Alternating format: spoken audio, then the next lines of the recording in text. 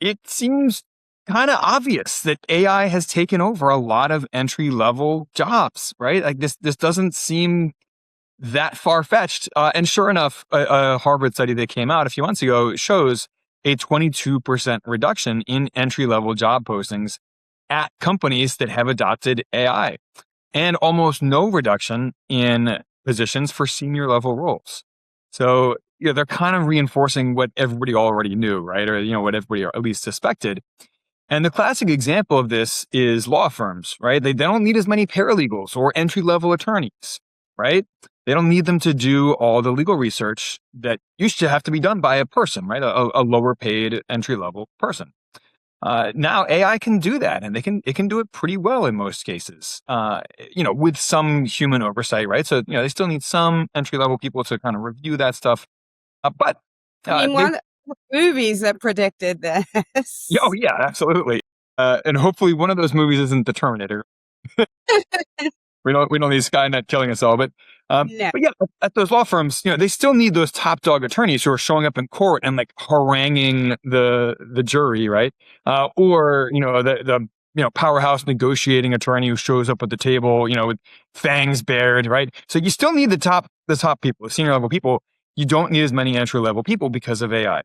Ray Dalio, who is a billionaire hedge fund manager, he was speaking recently at the Fortune Global Forum in Saudi Arabia about how the bottom 60% of Americans are becoming dangerously dependent on the top 1% of Americans who are producing almost all of the wealth in this country. And he argues that the bottom 60% of Americans are increasingly unable to meaningfully participate in the economy. And one of the statistics that he points to is that it's something like 54%, it's a little under 60% of Americans are only reading at a sixth grade reading level or below. Wow, So, this is scary to me. well, it is scary. And if we are entering a knowledge economy, or rather, I mean, for decades, we have been transitioning to a knowledge economy. People who can't read above a sixth grade reading level, it's hard to imagine them not being left behind, especially in an era where productivity is in many ways tied to your ability to use AI, right? So, There are jobs that don't necessarily need or require AI, like your skilled trades and whatnot. absolutely, there will always be jobs that must be done by a human, or at least that we would prefer to be done by a human. Uh, Unless a robot can come along eventually and well, but even then, like, do you really want a robot nurse, right? Like, uh, true that. I mean, do you want to talk to? You want a robot delivering the news that you have cancer? I mean, or, as a doctor, like, I mean, there are some jobs you would just prefer to be done by a person, even in a far distant future where maybe robots could do some of this stuff. Um, so tying it to real estate, there are a lot of ways that real estate can help shield you. For one thing, real estate provides many options for entrepreneurship. And entrepreneurs, AI is all upside for entrepreneurs, right? Uh, it reduces your labor costs, it boosts your productivity and your efficiency. So entrepreneurs, AI is a great thing for them. And there are a lot of ways that even people with no education, even people who read below a sixth grade reading level, for example, they have plenty of opportunities to start their own businesses in real estate. So the classic example is flipping houses. I mean, this is not something that it's not a business that can be run by an AI. So we'll run through a really quick outline of some of the high level steps that are involved in flipping houses. So first, you have to market to connect with off market distressed sellers. Right? You have to find people who are in foreclosure or who want to sell their house cheap or need to sell their house really quickly, potentially at a discount. That requires some marketing work. That could AI be used for that? Well, yeah, it can help you with that. Absolutely. So I used to write for a company called ReSimply, and they ran a CRM software for real estate flippers and wholesalers. And Well, this is part of what they did is automate that process of like direct mail marketing and like importing lists and like scrubbing those lists to find the the real estate owners who are the most likely to be in distress or to be willing to sell for a discount. So yeah, AI can, and they incorporate AI in their software. So yeah, you can use AI to help with the marketing, and with a lot of these steps, but marketing in particular, that one, AI can help with that. Um, there is an element of person to person sales required here to meet with these distressed sellers and express sympathy for their distress, whatever that happens to be, foreclosure or divorce or job loss or whatever. Um, Exactly. and to walk them through the process of selling. And there's an emotional component, right? Like, I mean, these are owners who are at risk of losing their home to foreclosure potentially, or some other reason.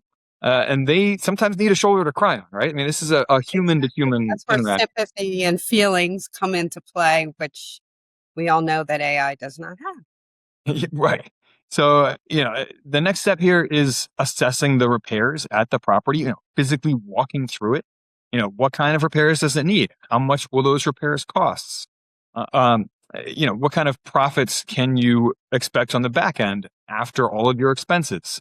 Not just the acquisition and repair costs, but also, holding costs, carrying costs, a margin for error. Um, Financing all of this, right? Like working with a lender to borrow money. AIs can't borrow money. They don't have credit scores, right? Well, yeah, yeah. I guess all of this, you could add a yet to the end of every part of this conversation. Um, but yeah, someone needs to actually borrow the money and implement this plan. Um, Filing permits. You have to actually file a permit with your local office if you're going to go in and make non-cosmetic repairs. If you're going to replace the HVAC system, for example, you need to file permits for that. Yeah, I can't do that. Interviewing and hiring and managing contractors. Contractors, as you know, Denny, are some of the most difficult people to work with. Yes. And an AI is not going to be able to manage contractors. I can tell you that. It's hard enough for a skilled human manager to manage contractors. AI ain't going to cut it. And then overseeing those repairs, right? Like, showing up at the job site every day or every other day and like checking the quality of the work and saying, you need to go back and fix that. That's not done to our standards. And, there's a lot of that with contractors. Maintaining timelines, because often there are tight timelines. Oh, yeah. Contractors will blow every timeline that they can if you allow them to. I mean, you have to really stay on top of it. Working with human inspectors, right? So after you file those permits, a human inspector from your local municipality is going to come out and look at your work and, either sign off on it or say, no, you didn't do that well enough. Like, go back and get that up to code, or, whatever. And then listing, staging the property, marketing the property for sale. You have to hire a realtor, or you don't have to hire, but, typically flippers will hire a realtor to do that, right? And then they will work closely with that human realtor to manage the marketing of the property for sale. And then negotiating terms with the buyer. The AI can't negotiate for you. It can offer tips, right? I mean, you can plug some of the numbers into an AI and ask for feedback, but a person has to do the negotiating, right? And make the final decisions on what is acceptable, what is not. So these are just a broad overview, and there are a lot of little mini steps that we skipped over there. But that's the broad overview of all the steps involved in flipping a house. And AI can't do that, right? I mean, only a person can do it. AI can help you with some of it, but it's a business that requires a person to run it. Wholesaling real estate, similar business, fewer steps, but you have to go out and find properties, distressed properties that you can get a deal on, and then you have to, build a relationship network of buyers, actual real estate investors who want to actually buy the property and then renovate it themselves. So, that's a business in itself. The BRRRR strategy: buy, renovate, rent, refinance, repeat. You're basically flipping houses to yourself to keep as long-term rental properties. Um, Same thing. It requires all of most of the same steps, except instead of marketing the property for sale, you refinance it and you keep it as a rental and you market it for rent. Rental investing in general, even turnkey rental investing. Yeah, I can't do that. It can help. It can help you, identify properties that might be a good deal. It can help you run the numbers. It can't run your rental investing business, and that is a business. I mean, Denny, you and I have both been there. We've both been landlords in the past.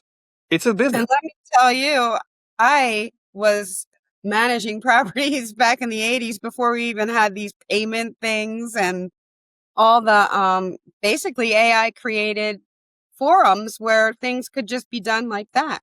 Yeah. Yeah. So, and even in today's world, I mean, you do have some software that helps with rental management, and some of that has some AI components.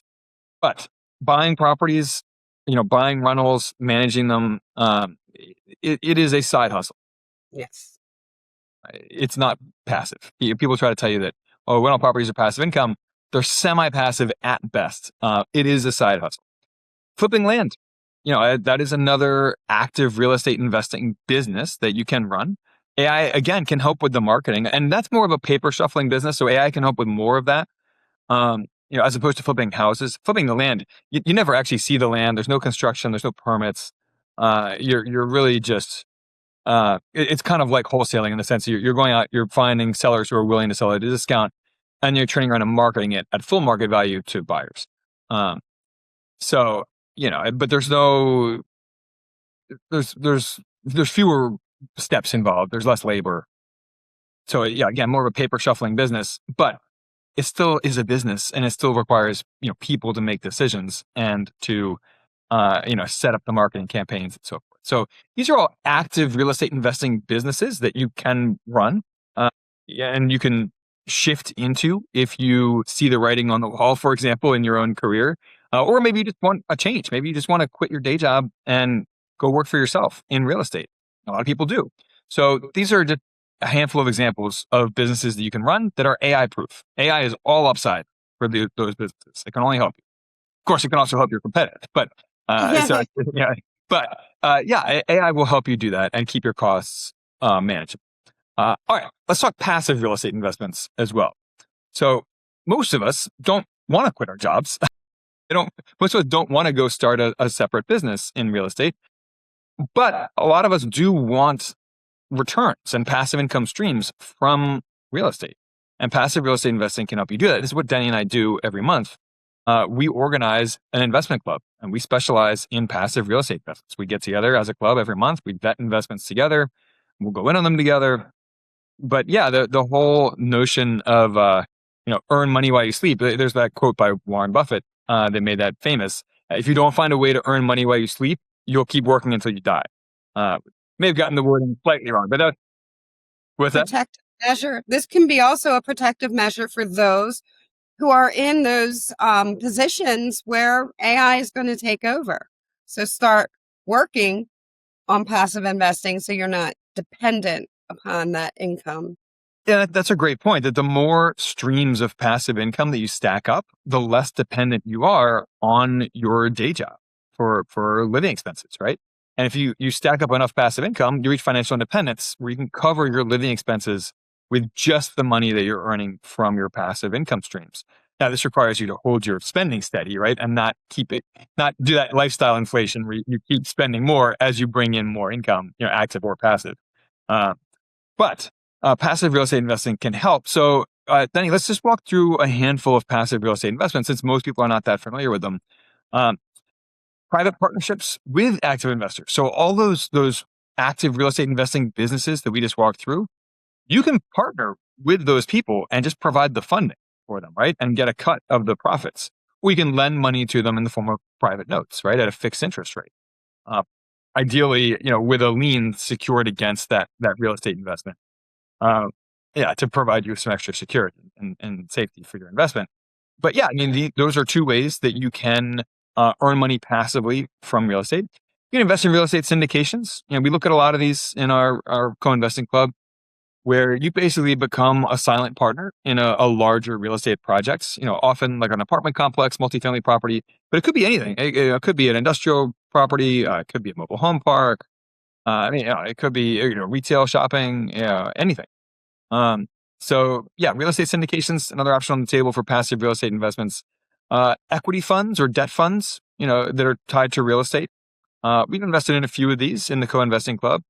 And in fact, so one of those, as a quick example, was with a land flipping company. So they went out, they flipped land parcels, and they provide an equity fund, to fund those investments because they can't go out and borrow money from a bank for that. So they raise money from private investors like us, and we get paid a fixed return on that particular investment. It pays a 16% distribution yield, which is great. And that fund, we know that operator really well. He's been in this business for a long time, has an amazing track record, and he's never missed that 16% distribution yield since inception on his fund. And I So can tell you, because Brian and I did invest in land together, and there is work involved in that. So doing it this way was way better.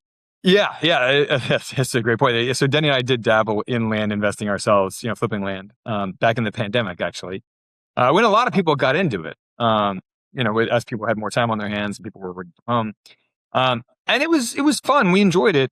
We just decided that it was a distraction from our main business of Spark Rental and the co-investing club. So we ended up retiring that. So these are a handful of passive real estate investments that you can make, completely separate from your day job or your day business, whatever.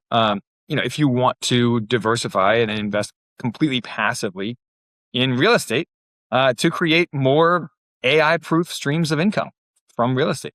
So, Deni, anything you want to add before we call this episode complete? Just what I love to say to people, if you're creative, there are so many things that you can find to bring in passive income. And so many kids think, I'm just going to work and spend and don't even think about what might be coming. And I think that we need to be teaching our kids to think about this a little bit more seriously. Oh yeah, life will always throw you curveballs. I mean, AI or not. I mean, there's always going to be a medical crisis or a family crisis. Someone in your family, has a crisis. You lose your job, or your entire career blows up either because of something you did or because the whole industry, it has a collapse. I mean, there are a million things that can and do go wrong every day. So, it's not if a curveball is coming your way, it's when. And AI seems like a really big curveball that no one can really predict yet. We use the analogy that it's kind of like cars in the 1920s or the internet in the mid 1990s. Like, people knew that it was a transformative technology and that it would have it would transform our society, but they didn't know exactly how. Right. And we're still kind of there with AI. Like, everyone knows it's going to be transformative, but it's not entirely clear how, what the end result is going to be of that. So protect yourself. And, real estate offers several ways to do it, either by starting an active real estate investing business or investing passively on the side. On that note, if you got something out of this episode, please share it, pass it on, like and follow the show. And if you didn't get anything you liked out of this episode, shoot us an email, support@sparkrental.com. Let us know what you want to hear more of or less of. And if you're not familiar with passive real estate investments or not as familiar as you'd like to be, we do have a free course on that, sparkrental.com/free. 8 videos, all super short and sweet, 5 to 10 minutes long. Check it out. And on that note, stay weird, unconventional investor.